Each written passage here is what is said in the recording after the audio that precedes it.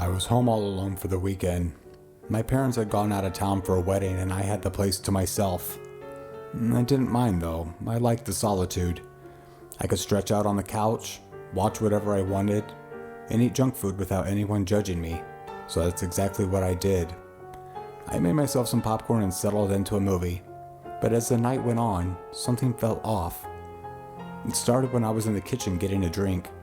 I thought I heard something from the living room. A faint sound like a child's toy playing. I shrugged it off, figuring I was hearing things or maybe the neighbor kids were playing outside. But the sound continued, growing louder, like a familiar melody. It was the unmistakable tune of a Jack-in-the-Box. I frowned and set my glass down on the counter. I hadn't seen a Jack-in-the-Box in the house for years. I walked into the living room hoping to find the source of the strange sound. At first I saw nothing out of place. The TV was off, the couch pillows were arranged neatly, and then I saw it. Sitting in the middle of the floor right in front of the fireplace was a small, old-fashioned Jack-in-the-Box.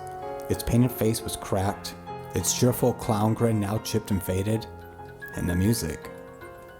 It was playing over and over as though it had a life of its own. I felt a chill run through me, my heart skipping a beat. I didn't remember leaving the toy out. I didn't even own one anymore. I crept closer to it, my eyes glued to the toy. The lid was half open, the spring inside creaking, as though it was about to pop open. My breath quickened. This was wrong. Suddenly the music cut off. Then the lid flew open with a jar and snap, and a clown figure jumped out. But it wasn't a regular clown. Its face was distorted, pale, and sickly with the wide, bulging eyes. It looked like it was smiling, but the smile wasn't right. I jumped back, heart pounding in my chest. My hands were shaking. What the hell was happening? I stood frozen, my mind scrambling for an explanation, but there was no time to think. A loud crash from the back of the house shattered the silence. It sounded like glass breaking. I whipped around, my eyes darting toward the hallway. A shadow moved at the far end. Someone was in the house. I wasn't imagining this. Someone had broken in. Panic hit me like a wave. I didn't know who it was, but the thought of them creeping through my house was enough to make my stomach lurch. I grabbed my phone, hands trembling, and dialed 911. 911, what's your emergency? I think there's someone in my house. I gasped, voice tight with fear. I'm home alone. I heard something break. Please hurry. Stay on the line. We're sending someone right away. Can you find a safe place to hide? I'm in the living room. I think they're in the back of the house. I don't know where they are now. I could hear the operator's calm voice in the background instructing me to stay on the line. The seconds dragged by like hours. I pressed myself against the wall, trying to make myself as small as possible. The music from the Jack-in-the-Box started again, that haunting tune echoing through the house like a mocking lullaby. I swallowed hard, my mind raced. The figure with the creepy smile, the sound of breaking glass. I had no idea who was in the house with me. But something felt horribly wrong. It wasn't just a random burglar.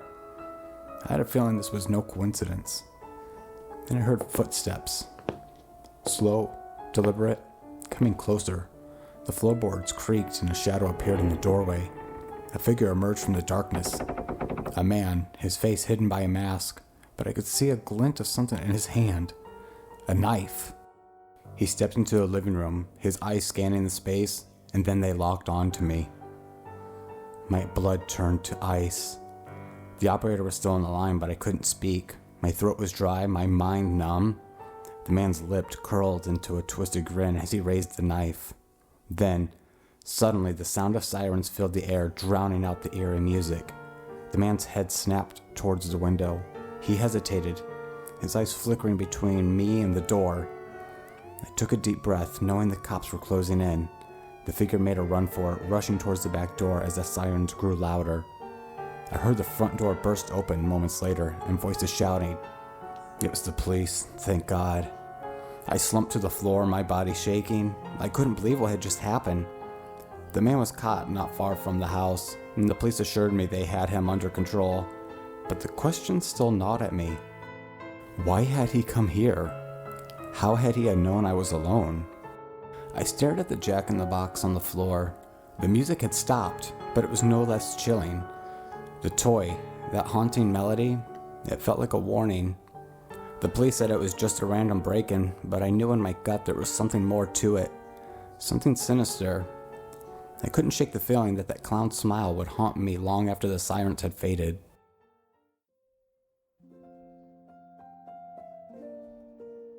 I had always loved Christmas.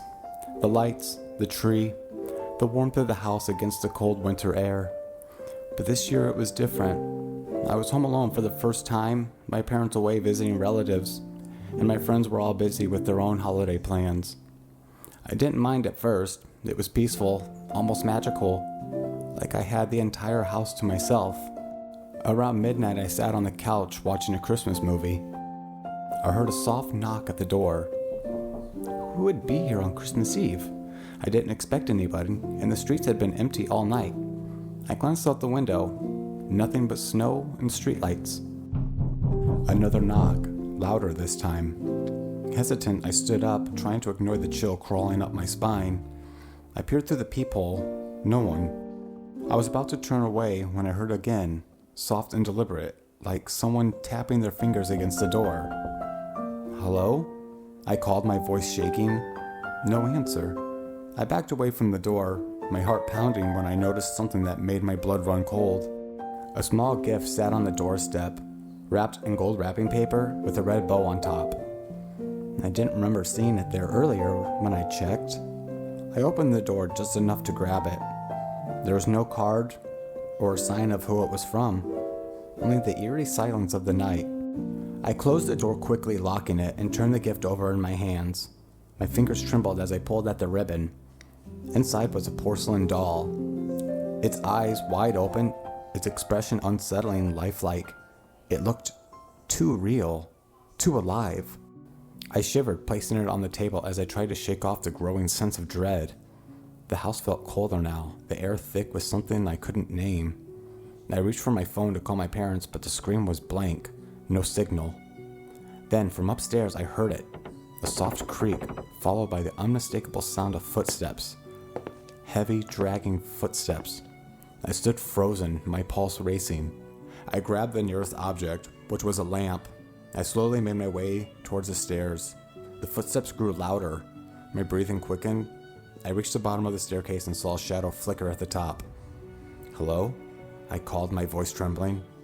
No answer. Suddenly, the doll's head turned, just slightly as if it were looking at me. I backed away in horror, stumbling towards the door. But before I could reach it, the footsteps started again. This time, descending the stairs. I turned to run, but the front door slammed shut with a deafening bang. The doll's eyes never left me. And then, in the quiet, I heard a voice whisper, distant but unmistakable. I told you I'd be back.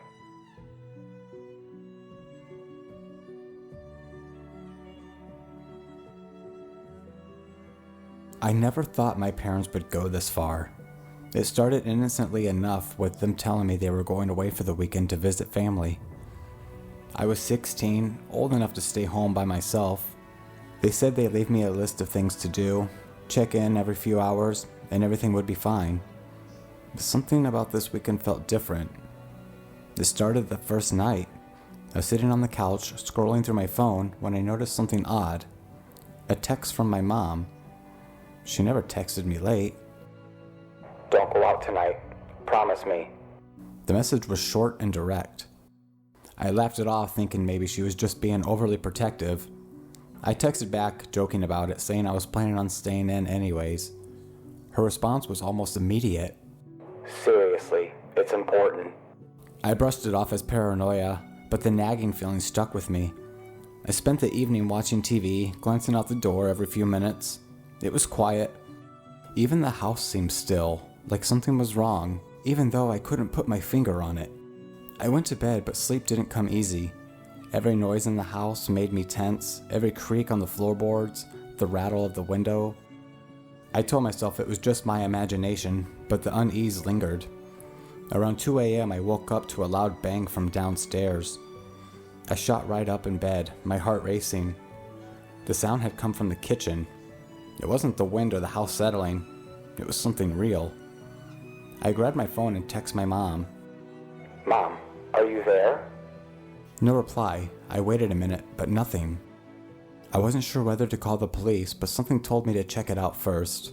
I crept out of bed, grabbed a flashlight from the drawer, and slowly made my way downstairs. The house was eerily dark, the only light coming from the faint glow of the streetlight outside. I could feel my breath quicken as I descended, the steps creaking under my weight. When I reached the kitchen, my stomach dropped. The back door was wide open. How had it opened? I was certain I locked it before going to bed. My phone buzzed in my pocket and I jumped. It was a text from my dad. Don't go near the door. Don't trust anyone. I felt like I was going to be sick. Panic set in, but there was a strange sense of urgency that made me move. I texted back immediately. What do you mean? What's going on? There was no reply. The silence in the house was deafening, broken only by the soft breeze outside. I stood there for a moment trying to calm my racing thoughts, but before I could decide what to do, I heard something. A voice, soft but unmistakable, came from upstairs. It was faint at first, like someone was whispering, but it grew louder. My name. Come upstairs. Please help us. I didn't know what to think. My body screamed at me to run, but my legs felt paralyzed. The voice was soft, almost like it was coming from behind the walls, but it sounded familiar. I couldn't put my finger on it, but it was so chilling, like it knew me. I grabbed my phone again, texting my mom one more time. Are you okay? Where are you? No response. The voice continued upstairs. My breath quickened as I slowly made my way towards the stairs.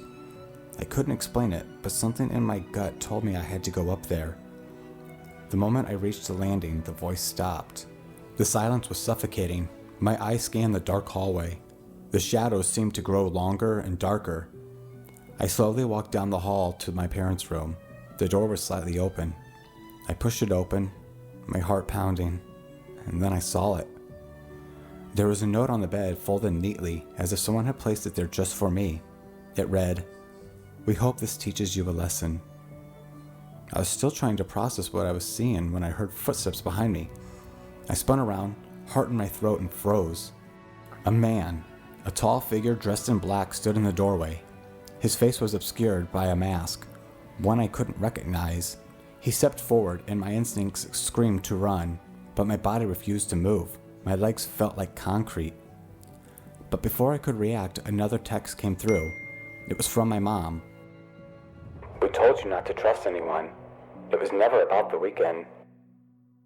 I didn't understand what was happening. My mind raced and everything felt like it was falling apart. The man stepped forward again, but this time I saw something glinting in his hand. It was a small knife. Panic set in. Was this really happening? Was he here to kidnap me? Why didn't the police come when I called them? My thoughts spiraled. Suddenly, the door to the stairwell slammed open behind me, and in that moment, everything became clearer. It wasn't a stranger. My parents. They were standing at the top of the stairs watching. The mask-wearing man wasn't a burglar. He was them. They set this all up. I stood frozen, too stunned to speak as they made their way toward me. My dad's voice, calm but cold, echoed through the room. We needed to show you the consequences of your actions, he said. You never listened to us. You think we're just being overprotective, but we were right all along. You need to learn what happens when you don't take us seriously. My mom's eyes were hard, devoid of the warmth I had always known. We wanted you to see what real danger looks like. The room spun, my head dizzy with disbelief. They hadn't gone to a wedding. They had orchestrated this whole thing. Using a stranger, a fake break-in, even the fake text to teach me a lesson? The tears welded up, the shock slowly fading into fury. How could they do this to me? How far had they planned to go? The man, my dad, took a step closer. We did this because you needed to understand. You will listen from now on. And in that moment, I realized there was nothing I could do. I was trapped. And the worst part wasn't the fear or the fact that they had manipulated me. It was the gut-wrenching knowledge that they truly believed they were teaching me a lesson. And I wasn't sure if I'd ever feel safe in this house again.